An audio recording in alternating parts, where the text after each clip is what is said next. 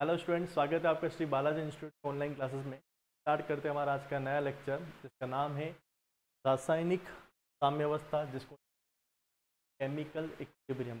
देखिए, कल के लेक्चर में हमने पढ़ा था कि अभिक्रिया दिशा के अनुसार दो प्रकार की होती है, क्रमणीय व अनुक्रमणीय अभिक्रिया। साथ में हमने सीखा था कि सक्रिय द्रव्यमान का नियम क्या होता है, साम्यावस्था।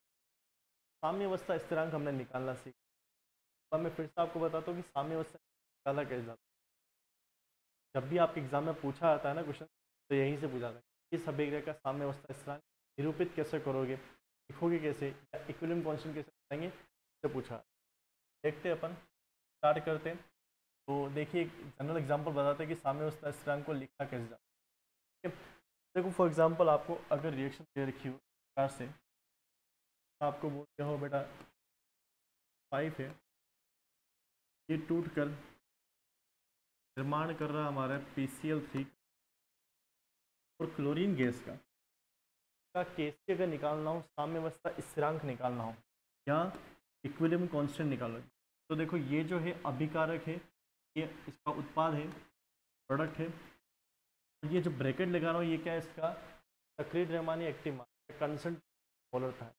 ठीक है, ये अपना क्लोरीन हो जाएगा, यानी उत्पाद की सांद्रता ऊपर आएगी। ठीक है, अपॉन में क्या आएगा, अभिकारक की सांद्रता। ठीक है, कैसे निकालने का तरीका तो ये हो गया कि उत्पाद की सांद्रता बटा क्या आएगा, अभिकारक की सांद्रता होगा। कभी भी किसी अभिक्रिया के लिए कैसे निकाल, तो हम साम्यावस्था स्थिरांक बोलते हैं या इक्विलिब्रियम कांस्टेंट। अब एग्जाम में इनकी वैल्यू दे रखी होगी, न्यूमेरिकल में क्या आपको सोल्व करना पड़ता है, इसके लिए हमने कल न्यूमेरिकल देखा था। सपोज अगर रिएक्शन को इस तरह दे दिया हो आपके सामने, कि आपके सामने लिखा हो कि भाई ये रिएक्शन है हमारे पास में, 2SO2 से करती है साम्यावस्था 2SO3। के लिए आपको कैसे निकाल, इस वक्त क्या करोगे, देखो पैटर्न वही रहेगा। यहाँ एस कंसंट्रेशन आएगा, उत्पाद है, बटा क्या आएगा, SO आएगा, और क्या आएगा बेटा हमारा। लेकिन जो आप ये देख रहे हो यहाँ पर, हम बात करते हैं कि अगर हम यहाँ देखें, ये हमारा क्या है, इसकी स्टोइकियोमेट्री क्या कहते हैं, समीकरण दे रखा है। एक आएगा इसकी पावर में आ जाएगा, इसके लिए 2 है तो ये पावर में आएगा, फिर यहाँ पर ये पावर में आएगा। तो जो भी उसके आगे मोलों की संख्या पर लिखे हुए उसको पावर में लगा, क्या आपको चीज़ ध्यान। ठीक है, तो आज का टॉपिक हमारा ये है, हमें ये पढ़ना है कि साम्यावस्था स्थिरांक को प्रभावित कौन कौन से कारक। ठीक है, तो टॉपिक का नाम हो जाएगा बेटा हमारा कि साम्यावस्था स्थिरांक को प्रभावित करने वाले कारक। साम्यावस्था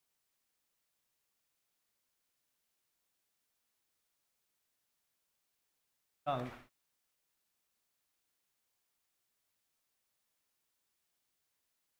को प्रभावित करने वाले प्रभावित वाले कारक, फैक्टर्स अफेक्टिंग इक्विलिब्रियम कांस्टेंट। कौन कौन से फैक्टर होते हैं साम्यावस्था स्थिरांक प्रभावित को देखना है। देखो, साम्यावस्था स्थिरांक जो होता है, ये आपको बात ध्यान रखनी है। तो अगर देखा जाए तो सांद्रता वगैरह इन पर इनसे प्रभावित नहीं होता। साम्यावस्था स्थिरांक सिर्फ हमारा जो होता है, एक कारक प्रभावित होता है, वो होता है ताप। ठीक है, ध्यान रखना, ताप होता है, टेम्परेचर होता है, ये कैसी प्रभावित कर।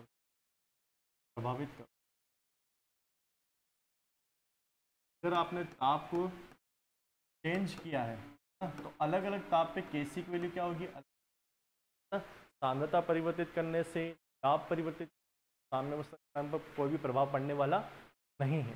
ठीक है, अब इसको हमें एक समीकरण ने बताया है, जिसका नाम है हमारा मॉन्ट ऑफ समीकरण, बोलते हैं बेटा मॉन्ट ऑफ समीकरण कहेंगे। मॉन्ट ऑफ समीकरण जो होता है बेटा, ये इस प्रकार से होता है। ये आपका रासायनिक बल गतिकी केमिकल आता है। ठीक है, इसे लिखा कैसे जाता है, जैसे हमारा log K2 upon K1 equal to delta H 2.303 R, यहाँ आएगा हमारा T2 minus T1 then T1 T2 T1 क्या आपका क्या होगा इक्वेशन हो समीकरण के आधार पर अपन, ठीक है। अब देखो यहाँ पर T1 ताप पर हमारा T1 इसका साम्यावस्था स्थिरांक है, इसी प्रकार से T2 ताप पर का T2 साम्यावस्था, ठीक है। ये जो ताप है, ये तो ताप है, ये साम्यावस्था स्थिरांक है, के साथ साथ लिखते रहना। और डेल्टा एच जो है वो है अभिक्रिया की, क्या होगी, अभिक्रिया की ऊष्मा या हीट, जिसे अपन क्या बोलते हैं एंथैल्पी, इंग्लिश में दोनों में ही एंथैल्पी लिखा है, ठीक है, इसे एंथैल्पी से भी लिखा है। अब बात समझना, यदि अब ये ऊष्मा काम किस में आती है समझना, यदि इस डेल्टा एच का मान, ठीक है, यदि इस डेल्टा एच का मान बेटा हमारा हो पॉजिटिव हो जाए, डेल्टा एच कैसा पॉजिटिव हो, कैसी हो, धनात्मक हो, तो प्रक्रम होता है ऊष्मा शोषी, प्रक्रम होगा ऊष्मा शोषी, यानी कि एंडोथर्मिक होगा, क्या होगा, एंडोथर्मिक प्रक्रम हो जाए, ठीक है। ऊष्मा शोषी में यदि हमारे T2 का मान क्या हो जाए, T1 से ज़्यादा हो, है ना, यानी कि ताप बढ़ा दिया, T2 का मान देखो, T1 क्या है, प्रारंभिक ताप हो गया 1 यानी प्रारंभिक ताप, और 1 यानी प्रारंभिक स्थिति, और 2 यानी कि क्या होगी, अंतिम स्थिति होगी, है ना। तो यदि हम T2 को बढ़ा रहे हैं, का मान बढ़ा दिया, यानी कि ताप को बढ़ा दिया, तो अगर T2 का मान बढ़ाएंगे तो K2 का मान भी क्या होगा, बढ़ेगा, है ना। K2 का मान भी क्या होगा, K1 की तुलना में बढ़ेगा। अब देखो आपने देखा होगा कि उत्पाद बढ़ता है, हम लिखते हैं ना कभी भी, K जो होता है इसे क्या लिखते हैं अपन, प्रोडक्ट की कंसंट्रेशन अपन क्या होता है, रिएक्टेंट की कंसंट्रेशन होगी। अगर हम क्या करते हैं, टेम्परेचर को बढ़ाएंगे, है ना, तो यहाँ पर क्या होगा, इस स्थिति में क्या होगा, उत्पाद की मात्रा भी क्या होगी, बढ़ेगी। अगर उत्पाद की मात्रा बढ़ेगी, है ना, उत्पाद की मात्रा कैसे बढ़ सकती है, कि रिएक्शन क्या होगी, हमारे उत्पाद की तरफ शिफ्ट होगी, अभिक्रिया शिफ्ट कहाँ होगी, आपकी अग्र दिशा में जाएगी, कहाँ जाएगी, अग्र दिशा में जाएगी अभिक्रिया, है ना। और ज़्यादा से ज़्यादा हमारा उत्पाद क्या होगा, बनना स्टार्ट हो जाएगा। यदि ताप बढ़ाओगे तो उत्पाद की मात्रा बढ़नी स्टार्ट हो जाएगी, अभिक्रिया फॉरवर्ड डायरेक्शन में जाएगी, है ना। के जो होता है साम्यावस्था स्थिरांक केवल ताप से प्रभावित होता है।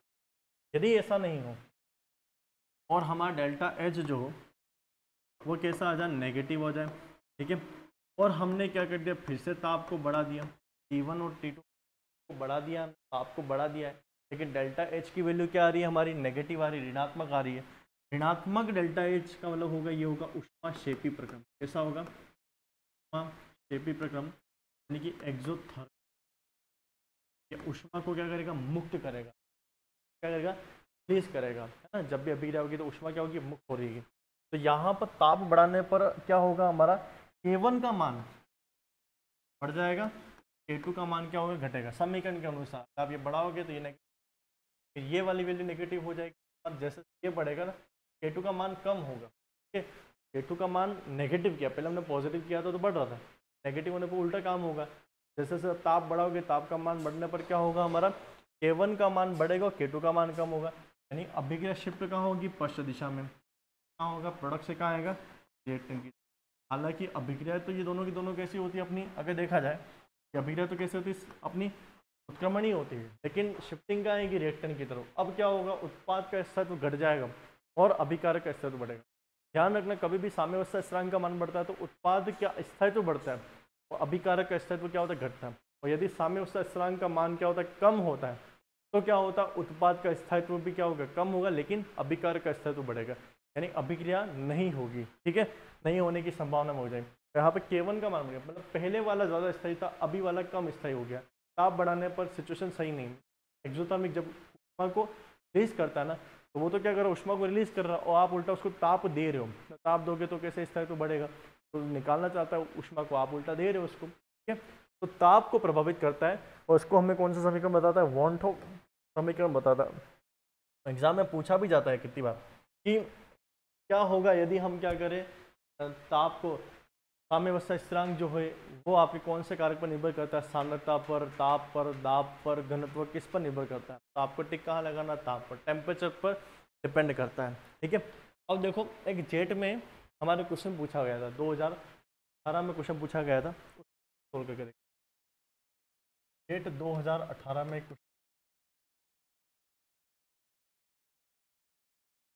उसमें ये बोल दिया गया, यदि हम अभिकारक और उत्पाद जो होते हैं उनकी सांद्रता को हम क्या करते हैं? डबल कर देते हैं, तो साम्यावस्था स्थिरांक पर क्या प्रभाव पड़ेगा? ये था हमारा कि उत्क्रमणीय अभिक्रिया में अभिकारकों की सांद्रता को दुगना कर दिया जाए तो साम्यावस्था पर क्या प्रभाव पड़ेगा? अब देखो ये बोल रहा है कि अभिकारक क्या बोल रहा है कि यदि क्रमणीय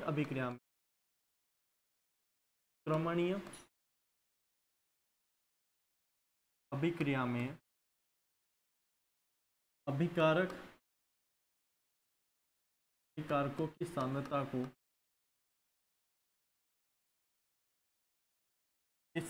को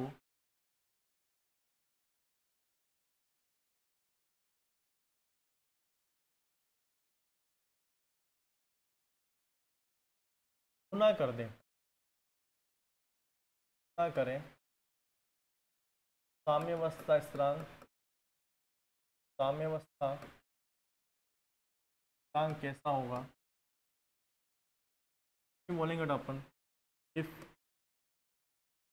concentration of reactant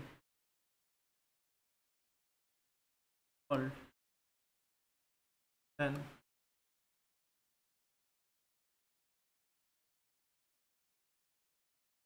will be, option दे रखा था, कैसी भी क्या होगा हमारा? दुगुना हो जाएगा, गुना होगा, केसी आधा हो जाएगा, केसी में कोई परिवर्तन नहीं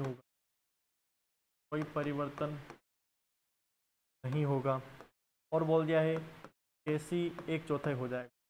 बात समझना, हमारा केसी प्रभावित किससे होता है? ताप से। ताप तो थोड़ी बढ़ा है, बढ़ाई गई, सांद्रता बढ़ाई गई है, कंसंट्रेशन, यानी कि ऑप्शन नंबर हमारा सी सही रहेगा। यहाँ ऑप्शन ठीक है, तीसरा ऑप्शन सही होगा, क्योंकि ये केवल प्रभावित किससे होता है? कैसे हमारा साम्यावस्था स्थिरांक केवल उसके अभिक्रिया के ताप पर निर्भर करता है। बात समझ में आ गई? क्लियर? दिक्कत तो नहीं आएगी? अब समझना, यहाँ पर एक चीज़ आती है कि कभी कभी अगर आपके सामने एक आ जाए कि केसी का फॉर्मेट होता है, कभी कभी रिएक्शन में लिखा होता है, केपी भी लिखा होता है। ठीक है, एक होता है हमारा साम्यावस्था स्थिरांक दाब के अनुसार, साम्यावस्था स्थिरांक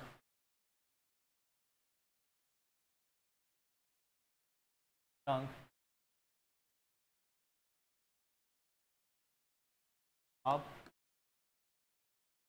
हाँ, अब ये दाब वाला जो होता है ना, केपी, प्रेशर के अकॉर्डिंग अपन साम्यावस्था स्थिरांक निकालते हैं। कैसे निकाला था? सक्रिय द्रव्यमान से निकाला।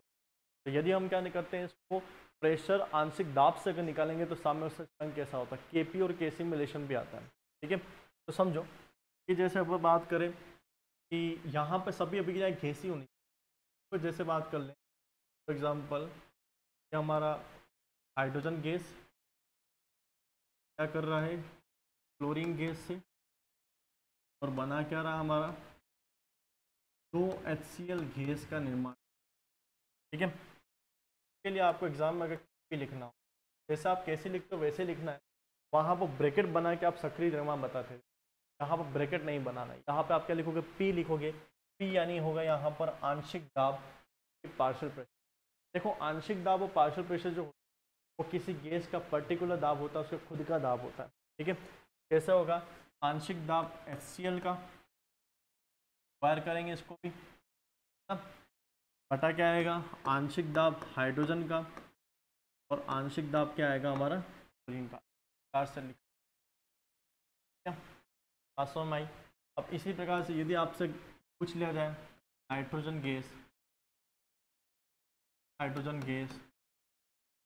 रिएक्शन करके अमोनिया गैस का निर्माण करें, कैसे?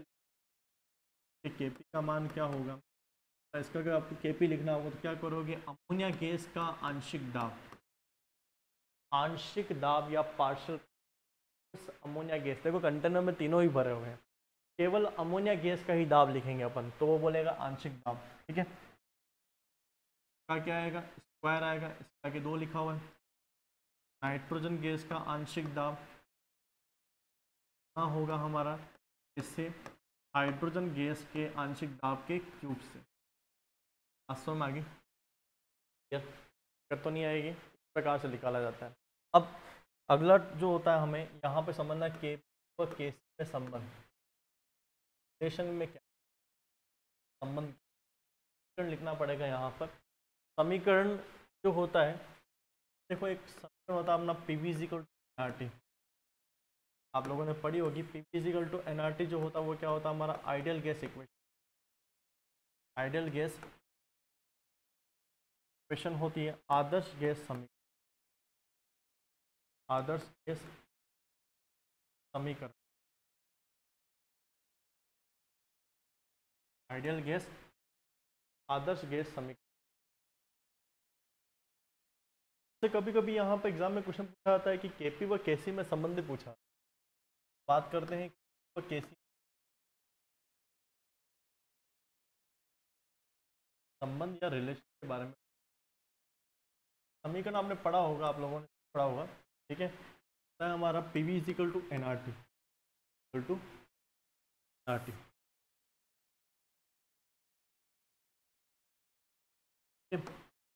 PV is equal to NRT जो होता है उसे बोलते हैं हम आदर्श गैस समीकरण, आइडियल गैस इक्वेशन, आदर्श गैस समीकरण कहते हैं, या इसे बोलते हैं हम आइडियल गैस इक्वेशन।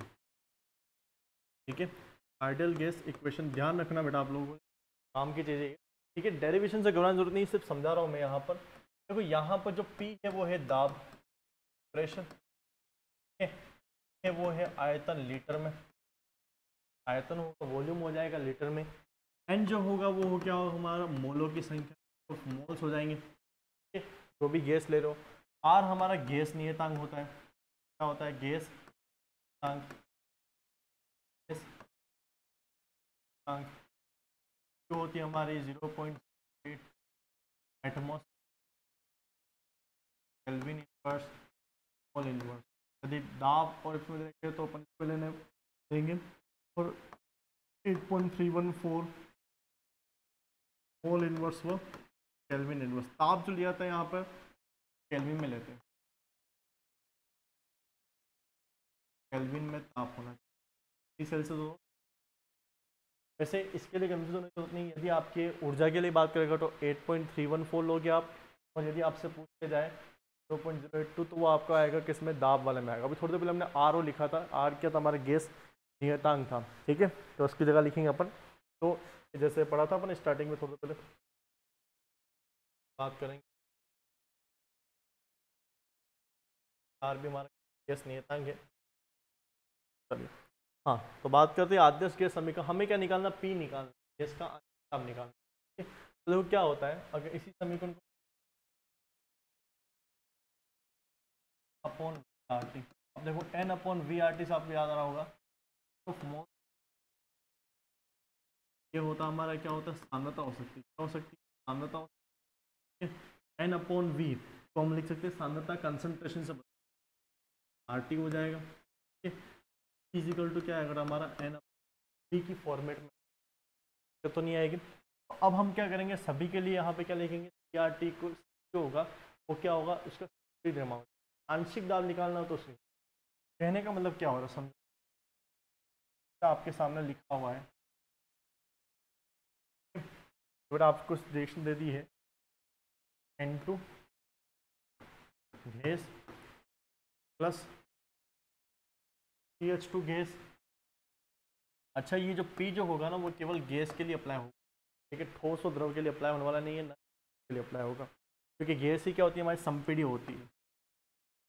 देता है हमारी कितना 2NH3 गैस देता है, गैस देता है। अब जैसे मुझे लिखना है इसका P का आंशिक दाब, ये N2 का आंशिक दाब, तो कैसे लिखेंगे अपन, ब्रैकेट में N2 लिखते हैं अपन, सक्रिय जमा होता है, और ये जो C होगा ना, ये क्या होगा, सांद्रता। क्या होता है, सांद्रता या कॉन्सेंट्रेशन, जिसे अपन किससे बताते हैं, सक्रिय द्रव्यमान या डब्बे से भी बताते हैं, इससे दर्शाया जाता है ना इसको। ठीक है, तो ये हो जाएगा हमारा N2। और फिर बाकी क्या है, देखो सांद्रता में क्या रहा, RT आ रहा। अगर आपसे बोल दे कि PH2 का मान कितना होगा, तो आप क्या लिखोगे, ब्रैकेट H2 RT से भी लिखा जाता। अगर आपको बोलते कि NH3 का मान कितना होगा, तो आप क्या लिखोगे, ब्रैकेट में लिखोगे NH और RT लिखोगे।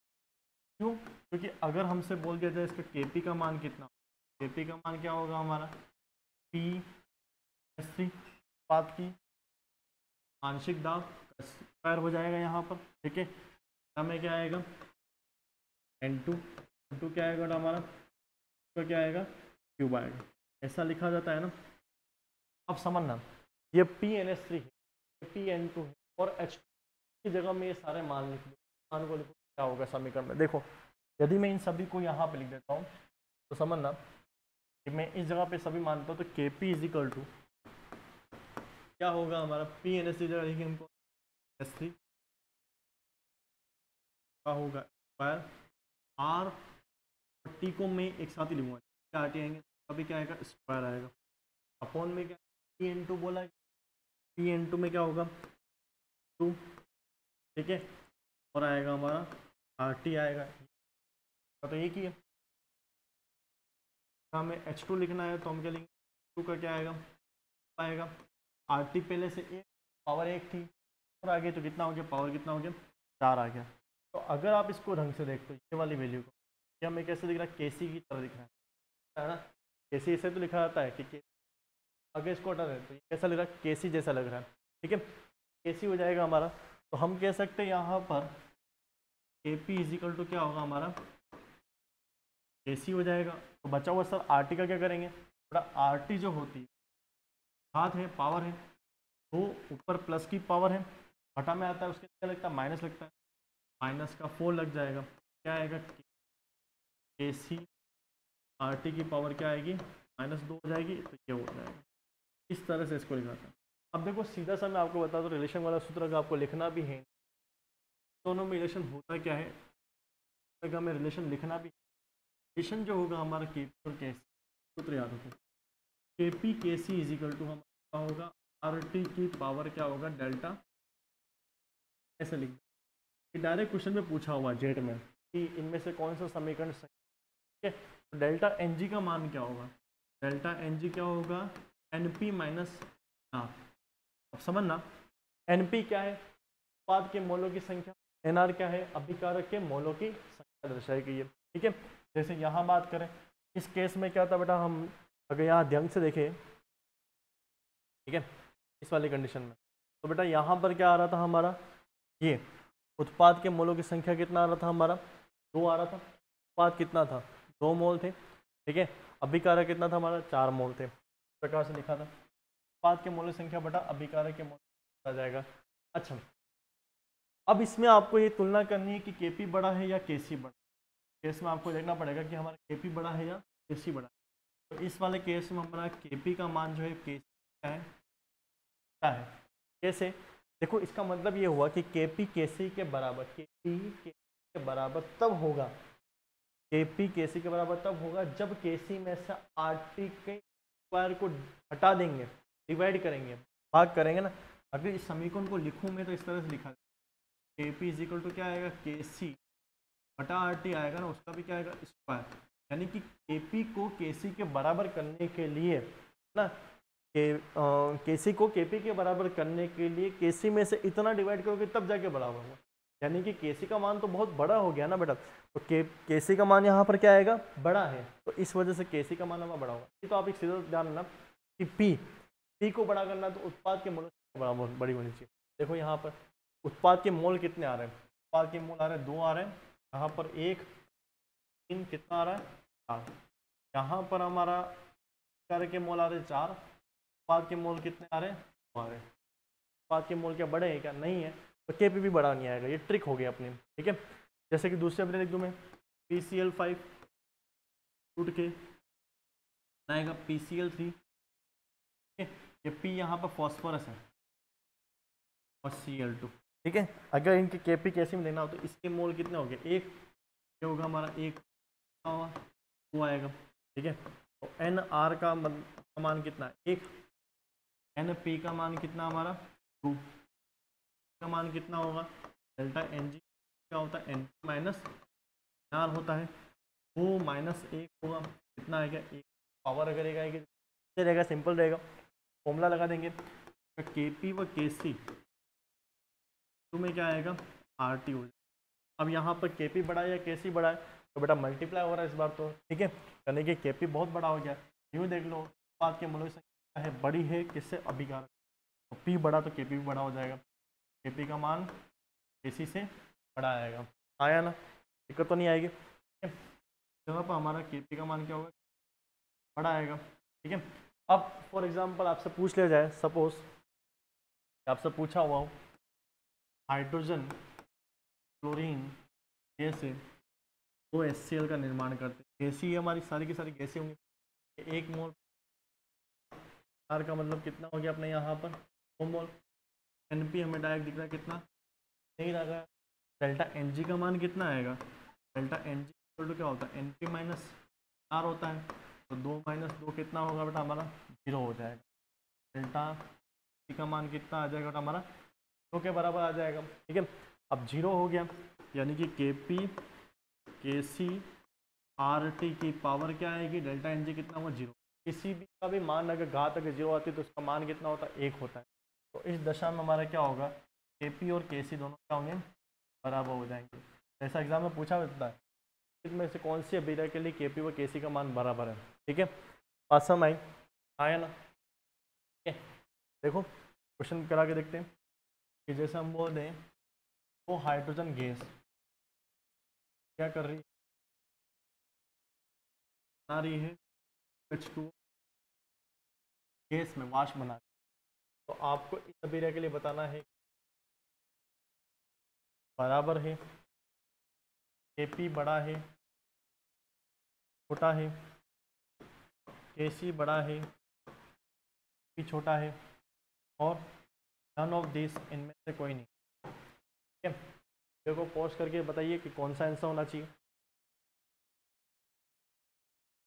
ठीक है, चलो चेक करते हैं, एनआर का मतलब एनआर कितना हो रहा था हमारा, हो गया 2 + 1, एनआर की वैल्यू कितनी आ रही है हमारा, एन आर जो आ रहा है वो कितना आ रहा है हमारा, Np का मान कितना आ रहा है, P = कितना आ रहा है 2 आ रहा है। ठीक है, अब मैंने आपको ट्रिक बताई दी है कि क्या उत्पाद का मान R से बड़ा आ रहा है, क्या नहीं आ रहा है, छोटा आ रहा है, तो P भी क्या होगा, छोटा हो जाएगा, तो Kp का मान क्या होगा, Kc से छोटा होगा। बात समझ आ रही है, दिक्कत तो नहीं आएगी, क्लियर। फॉर एग्जांपल आपको एग्जाम में अगर ये क्वेश्चन दे दिया जाए, बताओ N2 + 2 गैस, अभी गैस ही है, 2NO बनाते हैं, के लिए क्या होगा, बड़ा ठीक है बराबर Kp का Kc बड़ा, और इनमें से ट्राई करिए कौन सा हो सकता है, सभी गैस ही है। चलिए देखिए, ये भी हमारा हुआ है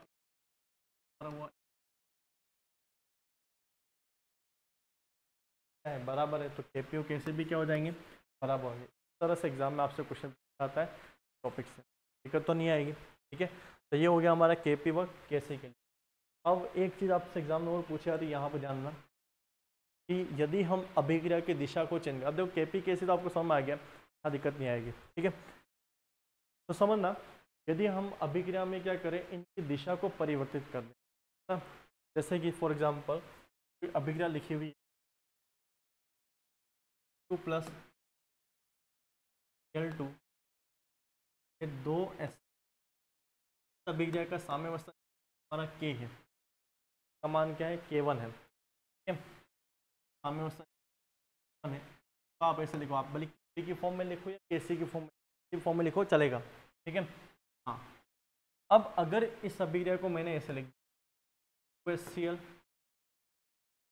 और H2 बटा 2 प्लस, तो इसके K2 का मान कितना, देखो अगर अपन इसके लिए बना भी दें तो होगा अपना HCl का स्क्वायर, ये होगा अपना क्या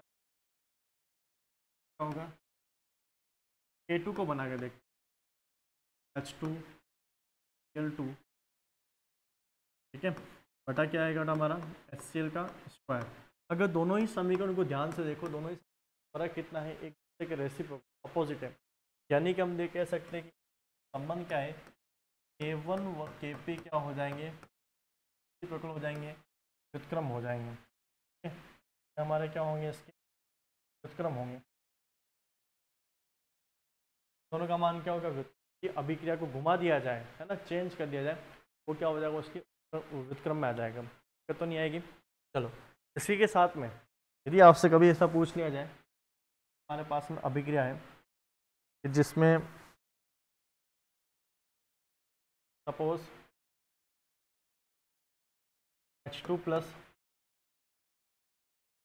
Cl2, ठीक है, और ये मिलकर बेटा हमारा बना रहा है HCl का निर्माण कर रहा है, हमारा 2 HCl का निर्माण कर रहा है।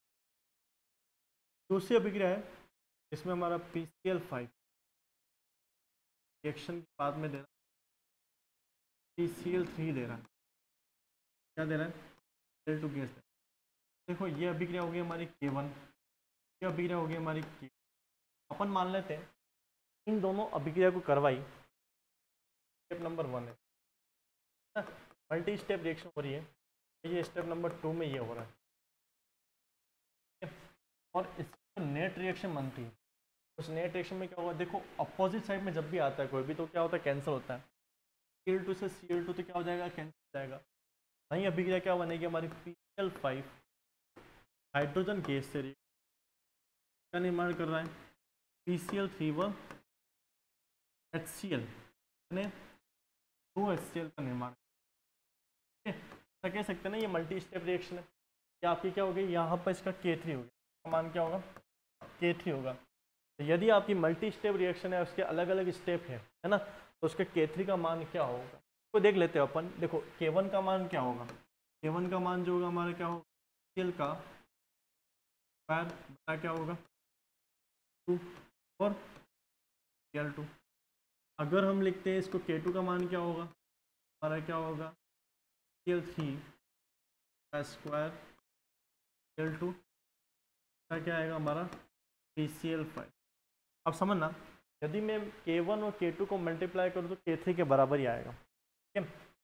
ये जो मान होता है ना K1 इंटू K2 होता है, कि आप दो अभिक्रिया को मिला रहे हो, ठीक है, तो मिलाने पर उनको करो, क्या करोगे, उनके जो भी साम्यावस्था स्थान उनको मल्टीप्लाई कर दो, तो वो क्या होगा, नेट रिएक्शन जो रिजल्टेंट अभिक्रिया उसका मन, ठीक है। देखें, चलो देख लेते हैं, ट्राई करते हैं। देखो ये हमारे हैं, इन दोनों को मैं मल्टीप्लाई कर देता हूँ, K1 और K2 को मल्टीप्लाई करना, तो K3 का मान कैसा आना चाहिए, देखो K3 का मान आप पहले एक बार लिख दो, एक बार आप कॉपी में K3 का मान लिखिए, फिर देखते रिजल्टेंट मान वो आता ही नहीं, इससे नहीं लिखूँ, नॉर्मल अगर आप K3 बनाते हो कैसे बनाते हो वो लिखिए। देखो देखा, अब चेक करते हैं K1 और K2 को मल्टीप्लाई करके देखते, ठीक है। K1 का मान कितना हो रहा अपना, HCl का स्क्वायर,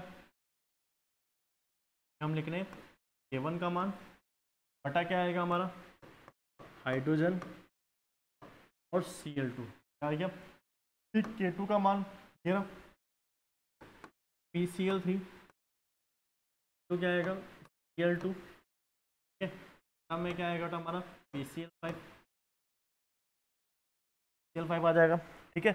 अब क्या होगा, देखो यहाँ पे देखेंगे इसमें क्या होगा, Cl2 से क्या होगा, Cl2 चला गया, ये होगा, तो बचा हुआ रिजल्टेंट हमारा क्या बचेगा, रिजल्टेंट जो होगा हमारा वो बनेगा कुछ इस प्रकार से होगा, K3 का मान क्या बन जाएगा हमारा, HCl का स्क्वायर, Cl का स्क्वायर PCl3 बटा में क्या आएगा H2 और PCl5। अच्छा, नॉर्मली करके आपने भी थोड़े पहले बनाए हुए, तो क्या उसका मान भी ऐसे ही आ रहा होगा, नहीं सभी के लिए K3 का मान क्या बनाओगे आप, बना के देखोगे ऐसे आएगा।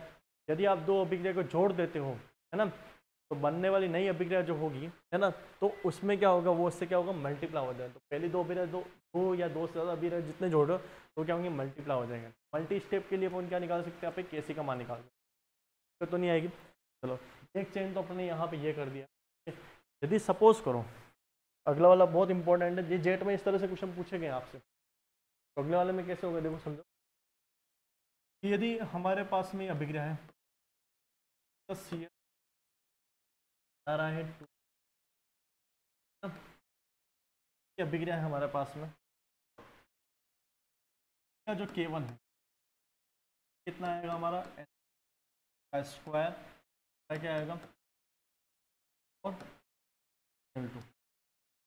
बात समझना, कभी भी ऐसा हो कि मैं इसको किसी भी संख्या गुणा कर दूं, वो से गुणा कर दिया, साइकोमेट्री को डबल कर दिया, ठीक है, तो उस केस में क्या होगा, उससे गुणा करेंगे तो बनेगा 2Cl2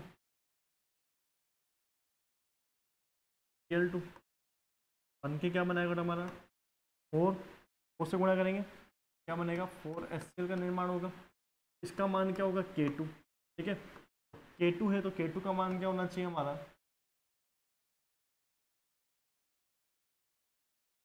और 4H2 का क्या आएगा, स्क्वायर आएगा, Cl2 का क्या आएगा, स्क्वायर आएगा। तो हमें क्या करना है, तो बन गया हमारा K2 है, K1 में संबंध निकाल के देखना है, संबंध क्या आ रहा है, ठीक है। तो अपन देखते हैं K2 अपॉन K1 में संबंध क्या आ रहा है। संबंध निकालने क्या कहते हैं, क्या की जाती है, उनको बटा में किया जाता है।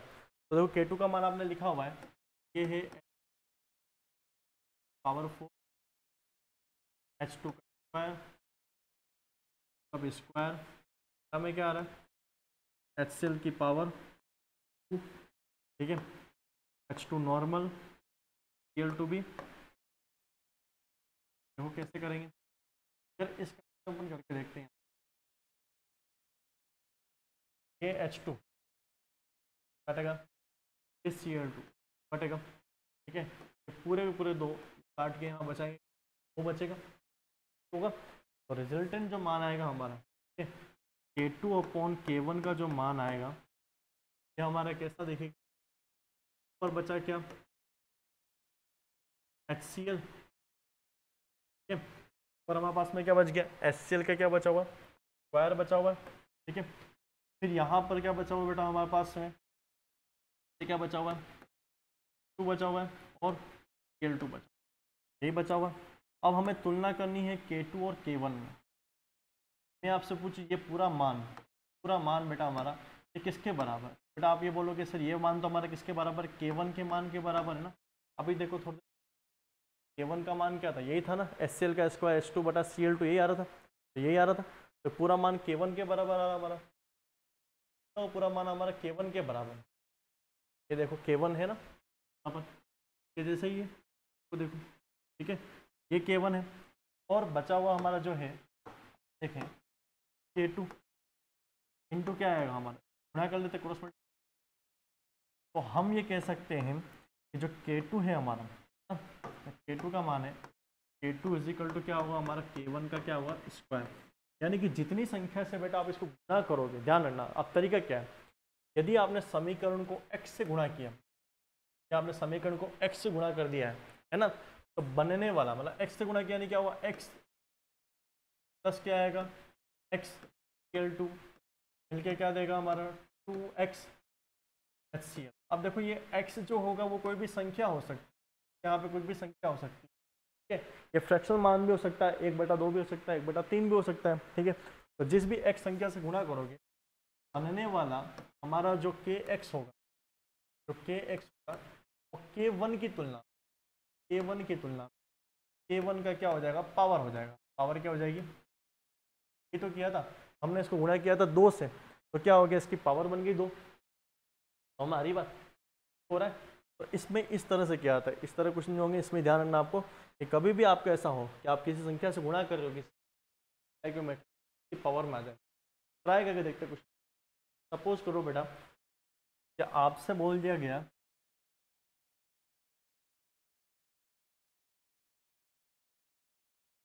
आपको बोला गया है वो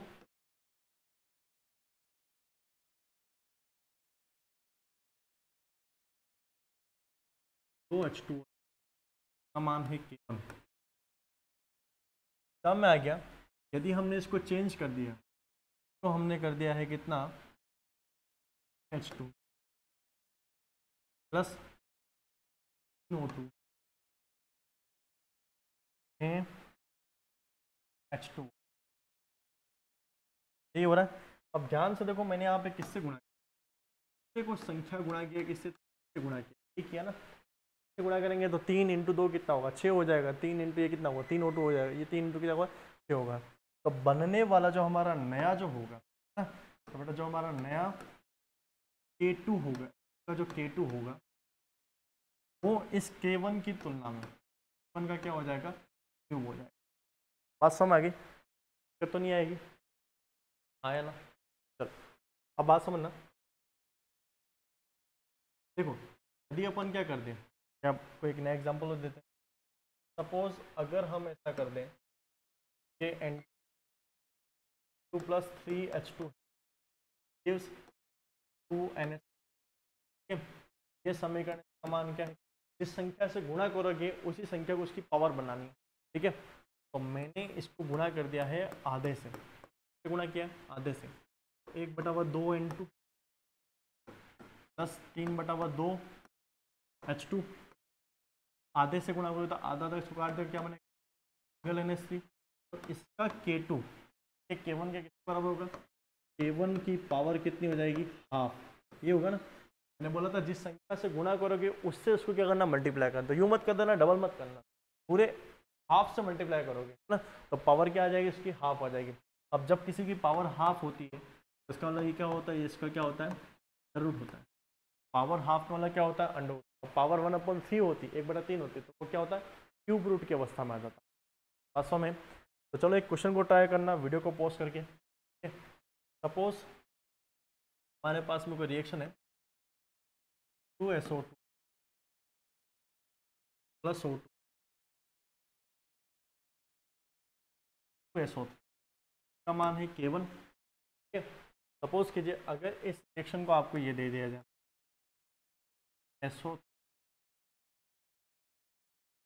SO2 हाफ, तो इसके लिए K1 व K2 मान कितना, K1 व K2 बराबर हो, K1 होगा हमारा, या फिर अपन बोलेंगे कि अपना K2 है इजिकल टू K2 K1 होगा,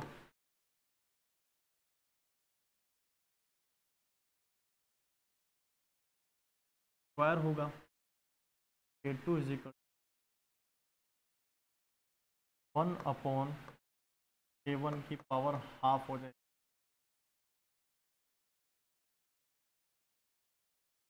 देखो समझना, इस अभिक्रिया में हुआ क्या है, अभिक्रिया में हमने सबसे पहले तो इसको किया है अपोजिट किया है, इसका डायरेक्शन चेंज। सबसे पहले तो हमने क्या कर दिया, इसको इस तरह से लिखा।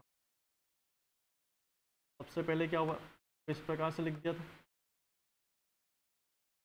ठीक है। अब जब आप ये लिखते हो तो क्या आएगा, अपॉन में आ जाएगा, 1/, में तो आएगा डेफिनेटली। लेकिन ये वाली संख्या से किससे गुणा किया, तो इसको हाफ से गुणा किया। अगर हाफ से गुणा किया है तो पावर भी कितनी आएगी, हाफ। जब हम रिएक्शन को उल्टा करते हैं क्या आ जाता है, उसका उल्टा करने पर 1/, में कर दे, कौन सा मान सही होगा, K2। तो एक तो उल्टा करने पर 1/K1 हो, और पावर अगर हाफ हो गई तो ये होगी। एग्जाम में हो सकता है, ये भी हो सकता है, हाफ की जगह यहाँ पे क्या लिख, ये भी दर्शाया जाए। क्लियर है बात। तो ये यहाँ पर हमने कुछ लेवल में कुछ चेंज किया है, तो रिएक्शन जो होती है उसके रिजल्टेंट क्या होती है। इस तरह के क्वेश्चन पूछा गया बेटा, ये जेट में आपसे क्वेश्चन पूछा गया इस तरह, ठीक है। तो उस पर क्या चेंज होगा वो हमने बताया, ठीक है। तो मिलते हैं अपन नेक्स्ट लेक्चर में मिलते हैं, ठीक है, जिसमें हम लास्ट आते लेकिन इसको पढ़ेंगे जो कि हमारा रासायनिक साम्य व्यवस्था का लास्ट लेक्चर होगा। फिर हम पीएच के मान को पढ़ेंगे, ये चैप्टर हमारा कल खत्म हो जाएगा, ठीक है। फिर हम पीएच अम्ल क्षार को पढ़ेंगे।